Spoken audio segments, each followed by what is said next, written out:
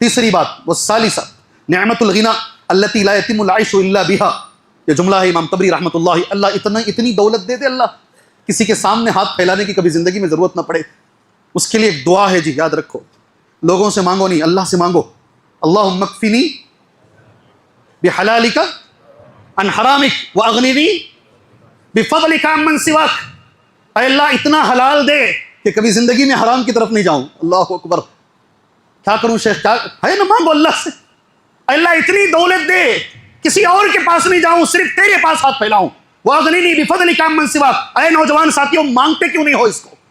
یہ اس میں پہلی چیز جو مجھے بتانی ہے، ساری نعمتوں میں سب سے بڑی جو نعمت ہے وہ ہدایت ہے اسلام کی طرف۔ دوسرا، اللہ کے نبی کے پاس صلی اللہ علیہ وسلم کچھ صحابہ آئے، انہوں نے نبی کریم صلی اللہ علیہ وسلم پر احسان جتایا۔ کس پر؟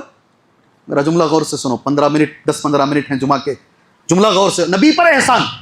ہم مسلمان ہوئے ہیں اس لیے ہم اسلام پر احسان کر رہے ہیں۔ اللہ نے قرآن میں آیت اتار کر کہا تم احسان نہیں کرو، اللہ نے تم پہ احسان کیا ہے، تمہیں اسلام کی دولت دی۔ اب قرآن سنو، یمنون علیک ان اسلموا قل لا تمنوا علی اسلامکم بل اللہ یمن علیکم ان ہداکم للایمان۔ کیا جملے ہیں معلوم قرآن میں، احسان جتا رہے ہو کہ تم مسلمان ہو گئے ہو، احسان نہیں جتاؤ، اللہ نے تم پہ احسان کیا ہے کہ اس اتنی بڑی دنیا میں اللہ نے تمہیں ہدایت عطا فرمائی، یہ اللہ کا سب سے بڑا احسان ہے، اللہ نے ہمیں ہدایت کی دولت سے نوازا ہے۔ تیسری ایک حدیث ہے، آپ جانتے ہیں، بار بار آپ نے وہ حدیث بار بار سنا ہوگا، یا عبادی، اے میرے بندوں، کلکم ضال، تم سب گمراہ تھے، سب کے سب گمراہ تھے۔ غور سے سنو میرے بھائیو، اللہ کے لیے غور سے سنو، یہ یوٹیوب کا زمانہ ہے، سوشل میڈیا کا زمانہ ہے، کون کس کو گمراہ کر دے نہیں معلوم۔ ایک صحابی کا میں نام بولتا ہوں، تم کیا چیز ہو میں کیا چیز ہیں۔ ایک صحابی نبی کو دیکھے، نبی کے ہاتھ پر بیعت کیے، نبی کے ہاتھ پر مسلمان ہوئے، پھر مرتد ہو گئے۔